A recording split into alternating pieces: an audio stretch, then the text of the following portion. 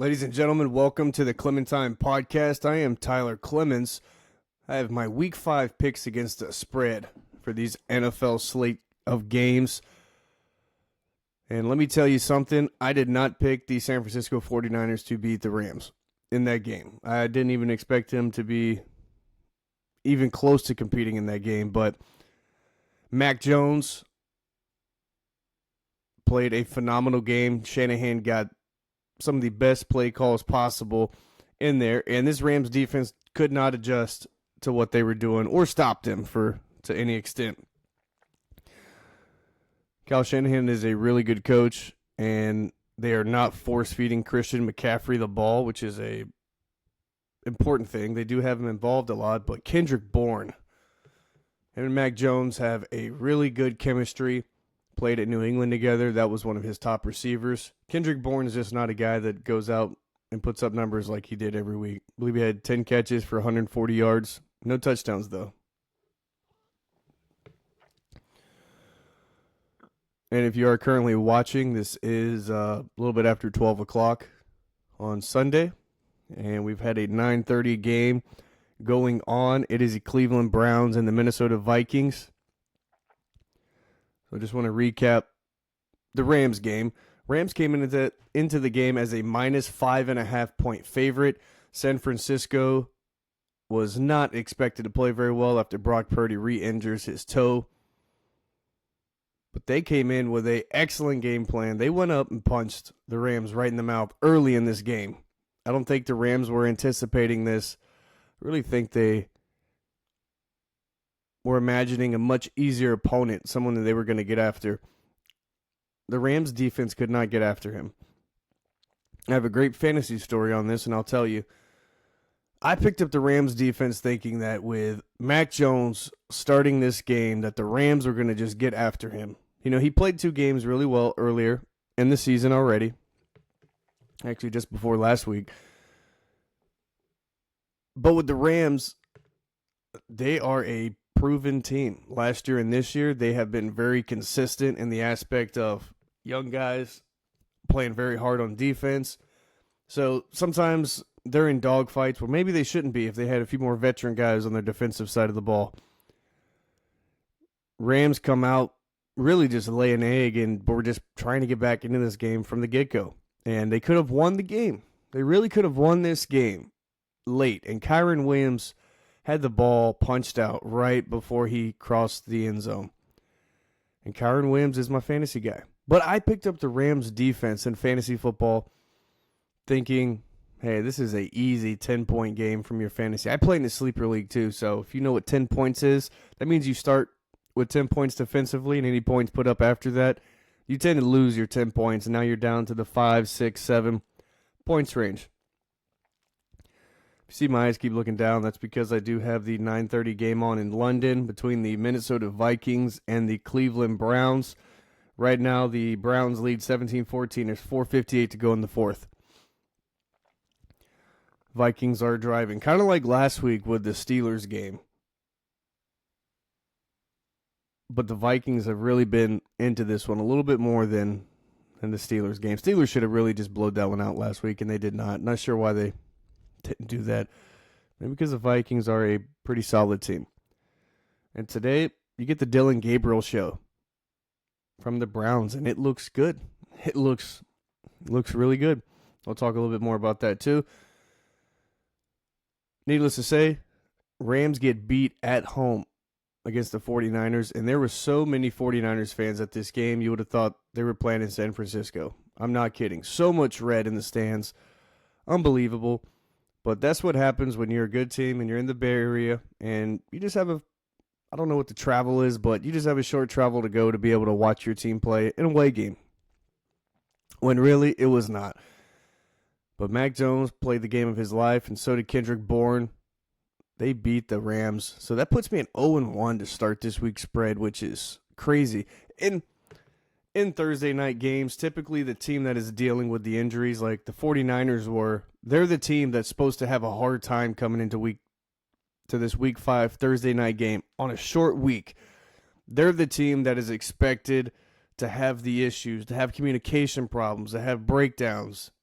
And the Rams are the team that's supposed to be, hey, week 5, Thursday night game. We're going to have 10 days off. This is an easy win for us. Not a chance. 49ers showed everyone why they're a 4-1 football team, no matter with who's playing quarterback. But in the same thread there, Brock Purdy and Mac Jones aren't bad quarterbacks. They've got 2 solid guys. As long as you're not really digressing in who you're putting back there, I think the 49ers have a chance to be an NFC contender, whether Brock Purdy's back there or not. And you might have some contract talks with Brock Purdy. Mr. Irrelevant. He was that reason. He was that pick for a reason, I should say. As Carson Wentz goes down again, but he's got a flag on the play, so this may extend the drive for the Vikings. We'll see. Going on to my Sunday slate of picks here, 9:30 game, which is currently going on. Cleveland Browns taking on the Minnesota Vikings. I went Cleveland plus 3.5 on this, mainly because Dylan Gabriel's getting into this game. No one has film on him. He is a short quarterback. I misspoke last episode about his height, but he is a true 5'11 quarterback. Closer to the 6 foot than he is the 5'10 mark, so I apologize for that. I have saw a few times, though, where Dylan Gabriel, I'm not sure where he was throwing the ball in some of these situations, but he definitely couldn't see his receiver at all, and he was standing right behind his offensive line. So maybe if he sees it, he can throw one of those high catchable balls and let his guy go up and get it, but he didn't do that initially. And then David Njoku, a big body guy, comes away with a big touchdown catch in this game. So by the end of this episode, I'll be able to tell you the spread on that and if I won. Minnesota, though, with Carson Wentz back there, you're going to have the Carson Wentz show at some point in time. There's going to be some crazy things going on. I haven't saw any of that yet, but we've got 3:27 to go. Minnesota has 3 timeouts. And there's 3:25 and counting, and the Browns ran it on first down and 10. Now you're going to have second down. Going to go ahead and move on to the Houston at Baltimore. So C.J. Stroud finally had him a game that makes him look more like his first year in the league. Recently, he's been playing a lot like his year 2 self. I mean, under 200 yards, just not doing anything. Not really threatening teams as a passing quarterback, and teams understand that, man, C.J. Stroud may have lost his confidence. Well, today they're playing the Baltimore Ravens, a Lamar Jackson-less Baltimore Ravens. Cooper Rush is going to get the start. I don't know how they're going to look. The offense is clearly going to change, whether Cooper Rush is back there or somebody else. But without Lamar Jackson, you completely change the offense. What I mean by that is that Cooper Rush is not going to run around and try to make throws. Cooper Rush is going to hear the play call, get to the line, read the defense, understand where he needs to go with the ball, or he's going to check out of the play. But he's not going to sit back there, run around like Lamar did, and give himself 5 to 6 seconds to throw. No, he's going to have that 3 to 4 seconds tops to get the ball out of his hands. And if they don't, this Houston defense is really good. They're going to get after it. This Houston defense will get after Cooper Rush. So I'm not really certain how well the Baltimore Ravens are going to look. Or Cooper Rush could come out and he could just light the world on fire in this game. We know he has really good potential. When he was with the Dallas Cowboys, he was a very, very good backup quarterback. Anytime Dak went down, you didn't feel like you had much of a drop-off. And most people don't really believe in Dak that much either. And Dylan Gabriel just completely overshot this throw on 3rd down 11. No chance that anybody was going to catch that ball. High into the outside. Houston plus 3.5. That's who I'm going to go with in this game. They have the 1 o'clock game playing the Baltimore Ravens. I think Houston's going to cover this spread here. They might even win the game with Cooper Rush not being in there, but we shall see. Next up, you already see the shirt more than likely. The colors give it away. Dolphins at Carolina. My man Darren Waller had the game of his life. He did. Darren Waller, 2 touchdowns, 3 catches, 2 touchdowns, 27 yards. Without Tyreek Hill and this injury that he has suffered, the Dolphins are going to have to not change the offense, but Mike McDaniel is going to have to call plays. Is going to allow Jalen Waddle, Darren Waller, Malik Washington, Westbrook Akine, guys that are going to get open. You don't have Tyreek out there, so teams are more than likely not going to do the 2 deep high because you don't have 2 guys stretching the field. You've got 1 guy. So is Jalen Waddle going to have a lot of double coverage, or is he going to have a lot of one-on-one coverage? And Darren Waller is going to get a lot of that attention because he's a bigger target. He's the 6'6" guy to where he's a mismatch on any position. Corner, safety, linebacker.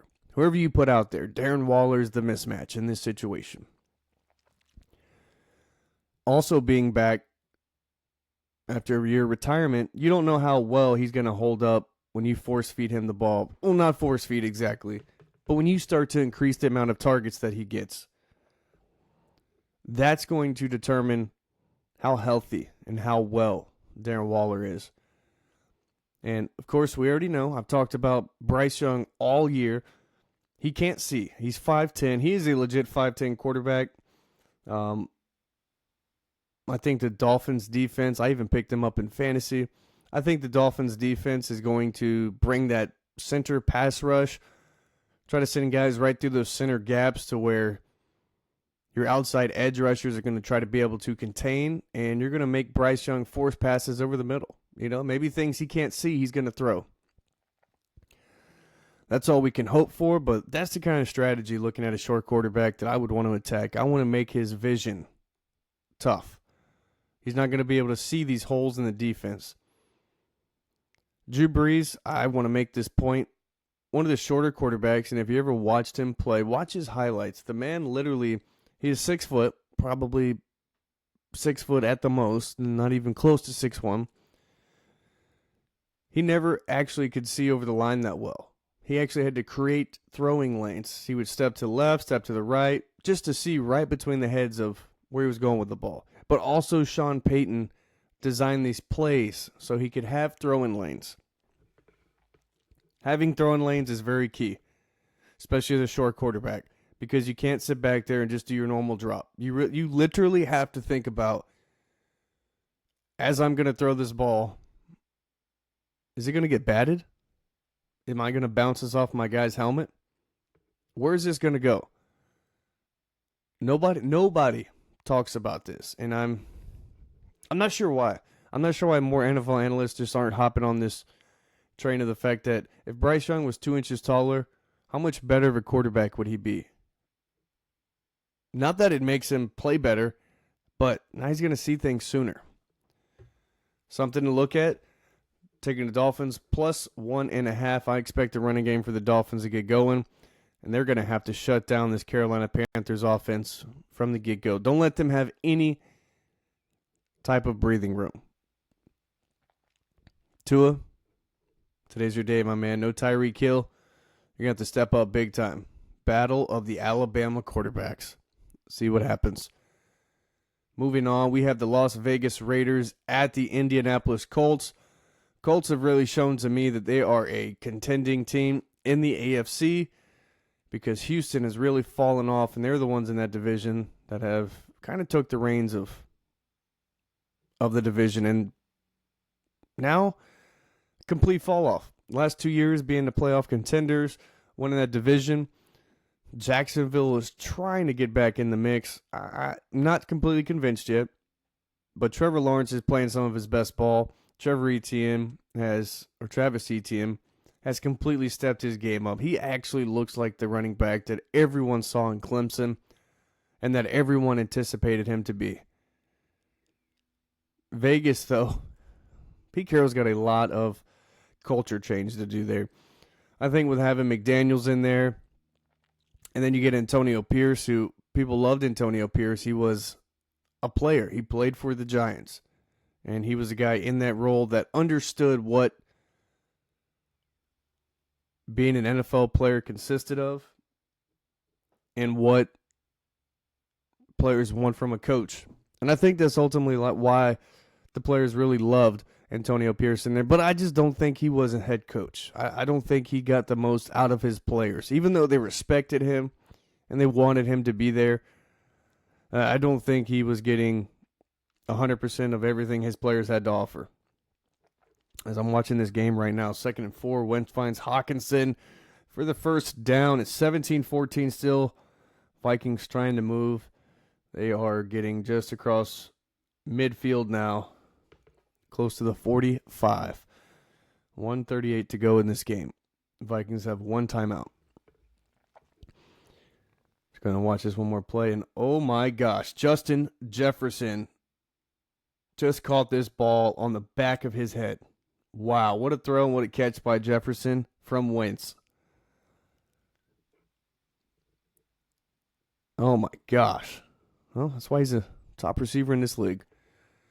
New York Giants at New Orleans Saints. Jackson Dart gets his first win as an NFL quarterback, and it's against the Los Angeles Chargers. What is going on? No film against Jackson Dart. They come in with a game plan that they did not anticipate. They ran Jackson Dart 10 times, and scatterbo, whatever you want to call him, you know who he is. He's about to be the dog on this offense. Mark my words. 15, 20 carries. He's going to have 3 to 5 catches. And he just loves to use his head as a battering ram. I've said this before. I even told my dad, this guy's going to have CTE by 6 years in the NFL because he is just blowing guys up with his dome. He's going to have to figure that out here. Maybe take less hits and only take on the hits that you have absolutely nothing else to do except put your head down. I'm picking the Giants plus 1.5. I still haven't figured out this Saints team. They're still really bad. Quarterback play has gotten better from Spencer Rattler, but not enough to make this a turn of events. And essentially, the New Orleans Saints, they're 1.5 favorites, and I've talked about this in the last episode. They get that because they are the home team. There is about a 3-point give me to the favorites if you're a home team. So most of the time when it's kind of up in the air, you're not sure who's going to win. Usually that 3-point favorite is the home team. And I have another one down on this list, and that'll kind of decide as well. Same thing for the Jets.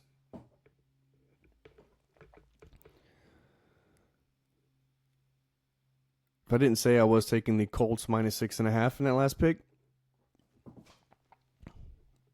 the Giants, I'm taking plus 1.5 in this. I think Jackson Dart really gives them the chance to win these games. Having a mobile quarterback. Russell Wilson has just lost it. You know, that was the only thing from Russell that affected his game is that he stayed in the pocket. He has a really good deep ball, but when he's getting pressure, he's not able to get away from it. He would run every now and again, but nothing that's going to scare defenses to the fact, hey, we need to keep a spy on him. That wasn't a thing for Russell Wilson in this Giants offense. He had the big game against the Cowboys, dropping moon balls in from left and right, and then it just completely fell off. Now Jackson Dart's in this game, and he brings a whole different dynamic to this. The big weapon for the New Orleans Saints is going to be Alvin Kamara. He is the pass-catching and running leader, I'm pretty sure, or rushing leader, I should say, for the Saints. And he's an older back, too. At some point in time this year, you could see the New Orleans Saints looking to trade him, but like I said, he's 30 years old, not really sure what you would get for him. And also what his role would be on the team that he goes to, depending on if there's younger backs there. Giants plus 1.5 at New Orleans.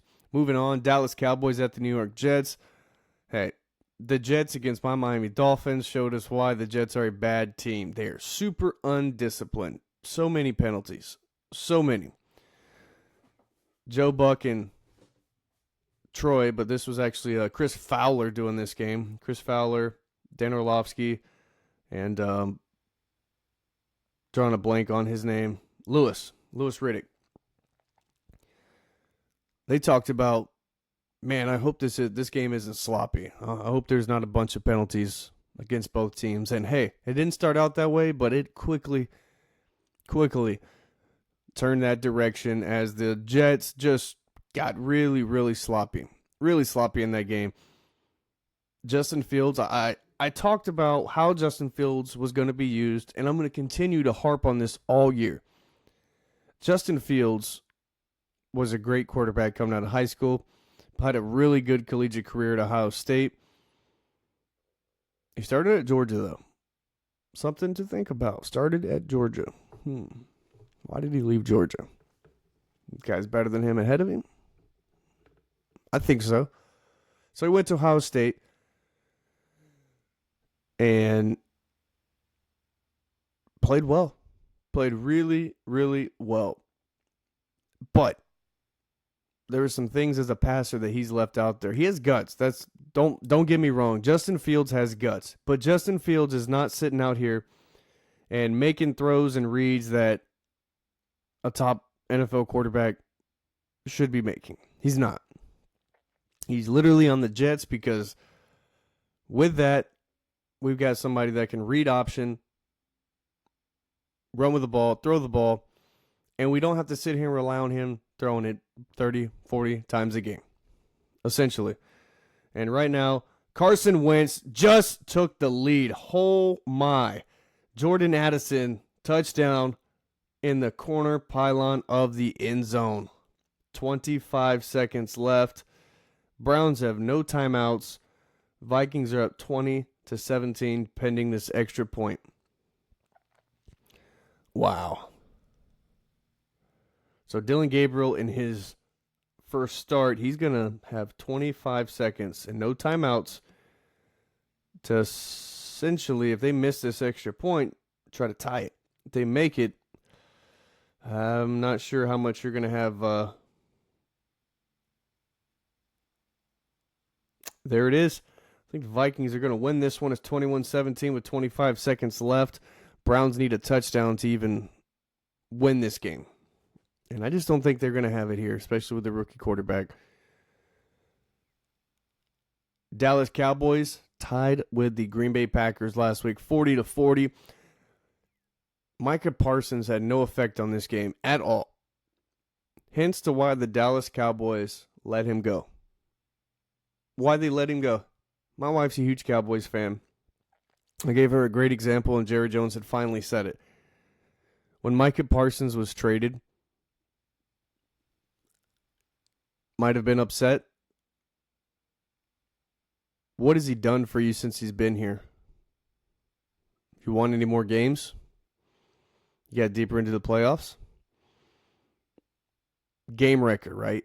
Just completely changing games, right? No, none of that. You didn't win any more playoff games. You didn't get any closer to a Super Bowl run.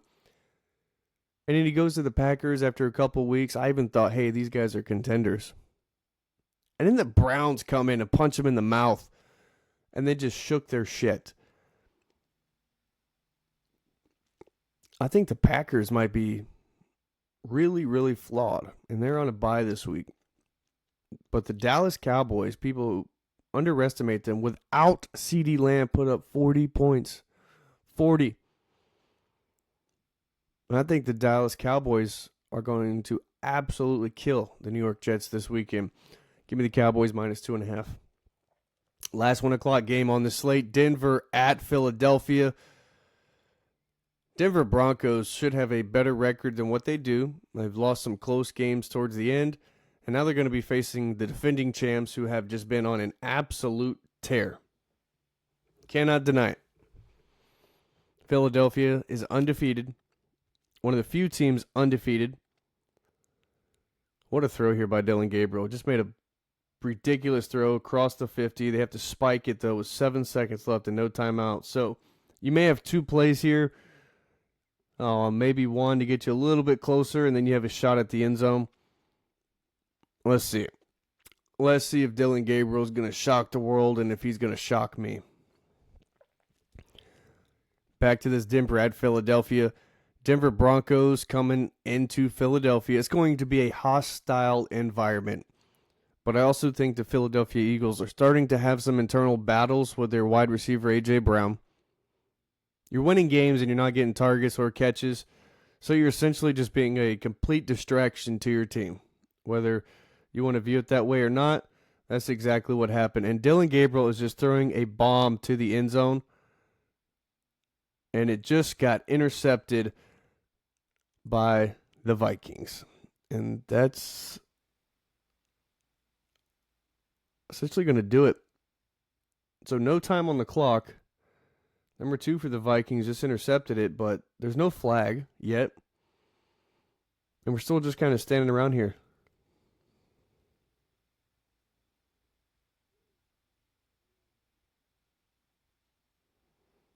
Oh, my. Did they just charge the Vikings with a timeout? There's a lot going on here. I'm really sorry, but I have no sound on because I don't want any copyright infringement, but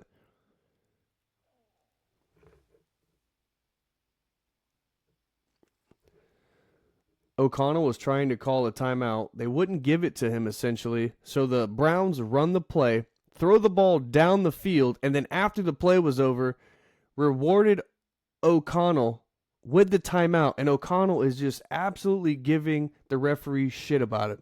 That was terrible officiating, honestly. So let me run this back. 7 seconds on the clock. They didn't blow the play dead. Dylan Gabriel lines up, throws this ball way downfield. During this whole time, the referee was not giving him the timeout, but essentially because he was asking for it before the ball was thrown, they decided that, hey, that's a timeout that you're rewarded. And now the Browns just lost the game. They threw a ball to the receiver. He could not get out of bounds in time. But, wow, that was absolutely poor officiating. If the Vikings would have lost the game on that, I would completely blame the officials. Completely blame them. That was poor.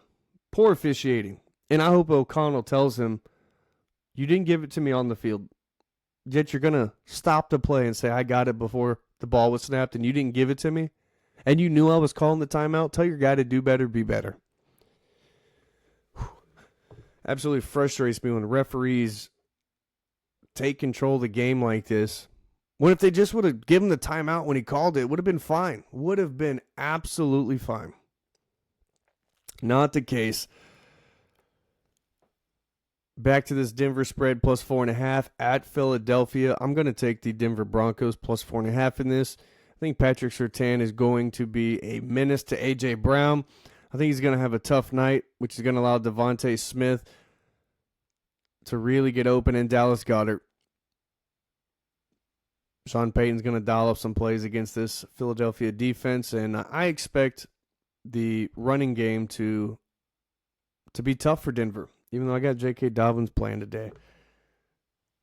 I expect it to be a tough slate, and I'm going to need Bo Nix to step up and play to the best of his potential today. Going to be a key game for him as I'm just sitting here looking through all this. I'm trying to decide, should I play Darren Waller? Should I do Brian Thomas like I'm doing? So looking for some running backs out there right now.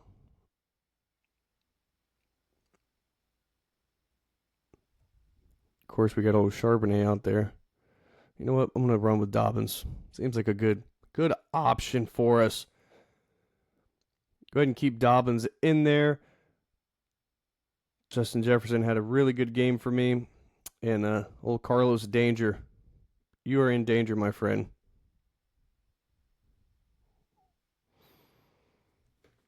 Let's get back to this podcast that I'm doing. I'm going to take Denver plus 4.5. Wouldn't be surprised if Philadelphia wins, but Denver has a chance. They've got a really good defense, and I don't know how effective the tush push is going to be or how much of a factor that it's going to play for them in this game.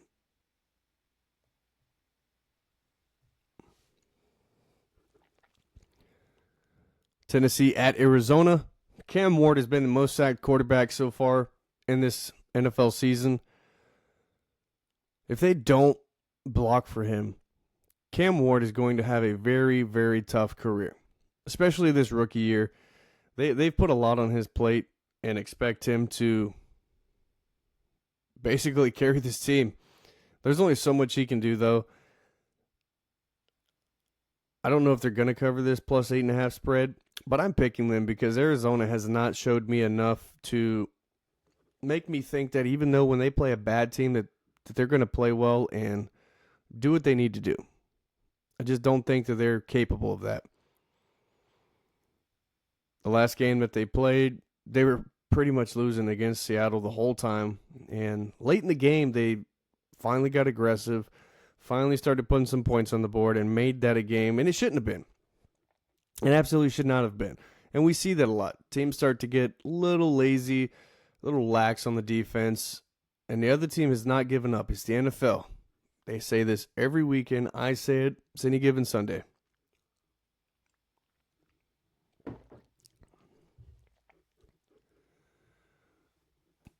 In this one, I'm going to take Tennessee plus 8.5. I think against an Arizona team, Tennessee gets a little bit more improvement from the offensive line play. I think Cam Ward's going to have one of his better games against Arizona. And I think Kyler Murray being the height that he is, Tennessee, if they don't get after him, he's going to be running all over this Tennessee defense. So that's kind of a coin toss. I'm just not sure that Arizona can cover a 8.5 point spread on this. That's a lot, especially for them. Maybe like 5.5 or 6. I would all day take Arizona, but 8.5 is pretty solid. Let's go Tennessee plus 8.5 on this. Cover that spread. It's the first 4:05 game on the slate of games for the NFL in the 4 o'clock period. Moving on, Tampa Bay Buccaneers at the Seattle Seahawks. Tampa Bay, who has been an absolute dog this year, should have actually beat the Philadelphia Eagles.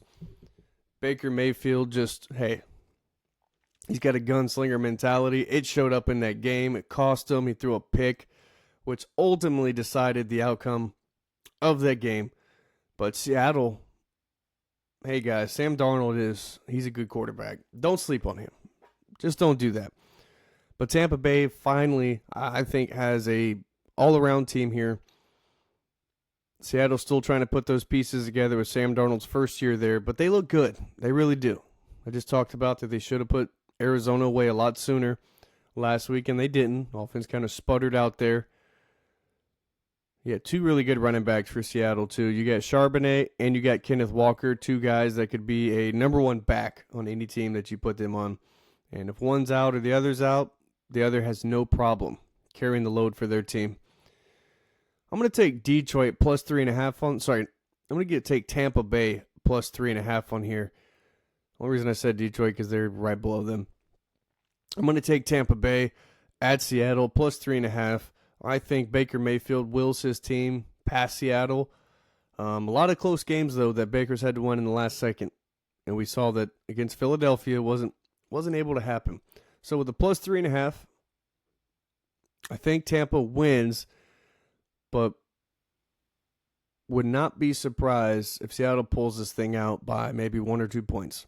So with a plus 3.5 spread, Tampa Bay could lose by 3 or win the game. And I would be correct on that pick. So that's a tough one. You could go either way on that. I don't think anybody would debate you. Detroit at Cincinnati. After this shit game that Cincinnati put up, I am going to take the biggest spread of the week at 10.5 for the Detroit Lions because they don't F around when it comes to teams they should beat. They just do not. And Cincinnati is not playing to any standard that I expected them to.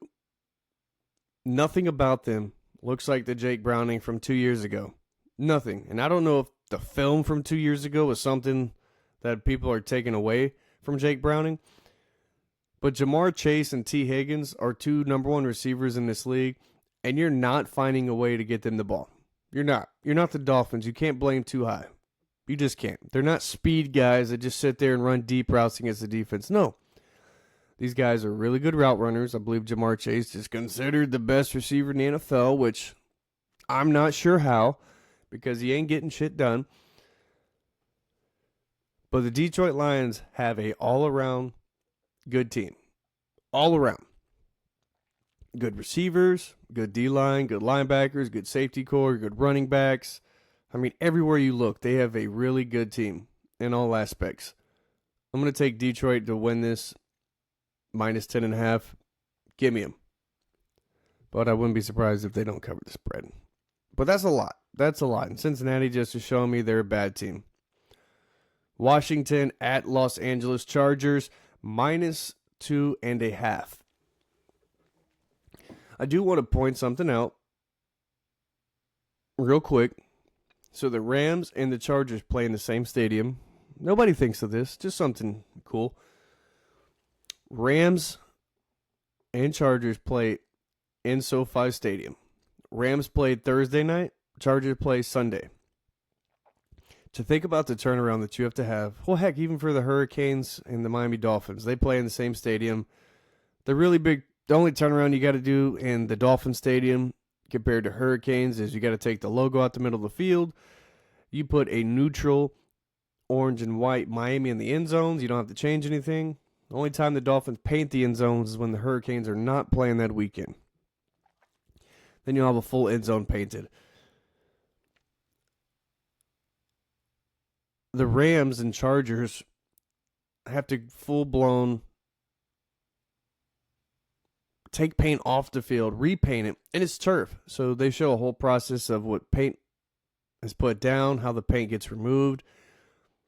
I just think it's super cool how you transition from two different teams, but their colors are really close. I think that was something anticipated as they share a stadium, really close colors. And the Jets and the Giants share a stadium. They're both New York. That stadium is kind of built to house both of them, though. There is 2 locker rooms in there. I would imagine there's 2 locker rooms in the Rams and Chargers stadium as well. But to just have a full turnaround with 2 different teams, 2 different fan bases have to come into the stadium. It's different. You know, I like both of the Hurricanes and the Dolphins, so I go to the same stadium to watch both my teams play. Not many people can say that. Jaden Daniels is back for the Washington Commanders, taking on Justin Herbert in this Chargers team that is starting to get a little bit depleted. Offensive line, they've lost their left and right tackle. Najee Harris blows his Achilles out. Not sure what to expect from this Chargers team, but they've been better than the Commanders, so I'm taking them minus 2.5. Thinking Jaden Daniels could be in a sophomore slump, unfortunately. He has missed the last 2 games, though. Marcus Mariota has stepped in, and Marcus Mariota has done well, but Marcus Mariota has not been the factor in whether they win or lose games, unfortunately. But, hey, Marcus Mariota is a solid backup. I think he's going to stay there for as long as he can behind Jaden Daniels. You don't change the offense at all, besides less down-the-field passes when Marcus Mariota gets in there. But I think they are so similar in their quarterback style. Just Jaden Daniels is potentially an elite quarterback. Just can't give him that title yet. I'm going Chargers minus 2.5, and I feel like this one could bite me right in the ass. You could see the Commanders just smoke them. But hey, Jaden Daniels' first game back. Let's see how that sprained knee does. Moving on to the Sunday night game, New England at Buffalo. Buffalo, the last couple weeks, I think since the Dolphins have played them, have gotten a little bit exposed. Since they played the Dolphins, I think teams have been able to kind of stymie this Buffalo Bills offense to where they're not this explosive Josh Allen team right now. Yeah, they're still winning games. They're moving downfield, and Josh Allen is still out there winning games. But you're not seeing this Josh Allen throwing for 300 yards, 3 or 4 touchdowns. Like, you're not just seeing the Josh Allen you saw against the Ravens. You're not seeing that every week. Matter of fact, you're seeing more of a do what I need to kind of do to just win the game kind of Josh Allen. I think Drake May has really stepped up his play at the quarterback position. He's a dynamic runner for New England, and I think that's going to give this Buffalo Bills defense some problems. So if they don't get some up the middle pass rush, Drake May is going to really scramble around and make throws against this Bills defense that I think's a little suspect, to be honest with you. I think's a little suspect. So something to keep your eyes on here. I'm taking Buffalo minus 7.5 though. They've been too good for too long. And Josh Allen, I think, is just a better guy than Drake May. So I believe having Josh Allen is going to be the reason why the Buffalo Bills win. And I think Mike Vrabel is going to give this Bills offense some fits. I really think they're going to do some scheming type of things to really mess Buffalo up. I just don't think it's enough. Buffalo minus 7.5. Moving on, last game of the Week 5 picks here. And yes, this is a little bit shorter of an episode because you have Atlanta, Chicago, Green Bay, and Pittsburgh all on bye weeks. And I'm trying to get this done so I can put the Cowboys game on for my wife too, because the Finns are playing on TV. Kansas City at Jacksonville. I'm going to take Patrick Mahomes minus 3.5. I just think Jacksonville still hasn't found their way. Even though Trevor Lawrence has been playing better, I just do not think that they are to the point to where they're going to overcome a Kansas City football team with Mahomes, Kelsey, and Andy Reid on the other side. I just don't. Their defense is good. I expect them to give Mahomes some problems, but Andy Reid's going to find a way to nulligate the pass rush, nulligate these things that the defense is going to do to frustrate Kansas City. So expect some really good coaching to be in effect in this Monday night game. Kansas City really doesn't have a true number one receiver. I mean, Xavier Worthy's back, but he hasn't done enough consistently to make you think that, hey, this guy's the number one receiver. He's not a Justin Jefferson. He's not a Jamar Chase. He's a speed guy. So until he gets better at the route running aspect and not just running by guys, which they set up a lot of routes for him to be moving in straight lines to be able to beat defenders. So I'm going to take minus 3.5 Kansas City. See if this Jacksonville Jaguars team is going to surprise me. But I think this week's picks, there was probably some more obvious ones now than usual, because you're getting to see what kind of identity teams have and what they're not good at and what they're really good at. It sounds kind of cliche, but it's true. So there we have it. I went 9-7 last week on my picks. I hope I can do better. The previous week I was 12-4, which was astonishing. Did not think I was going to go 12-4 2 weeks ago. But hey, things got put back in reality. I went 9-7. So we'll see how we do here. So far, I'm 0-1 and 0-2 now. 0-2 with the 21-17 loss. If they would have lost by 3, it would have been okay. But they lost by 4. Jeez. So starting this 0-2, see if my Dolphins can get me back on the right track. Same thing with the Texans. Again, I want to thank everyone for listening. This is just for fun, completely my opinion. If you have opinions, comment. Tell me what you think, and maybe I'll talk about it in the next show. I don't do a lot of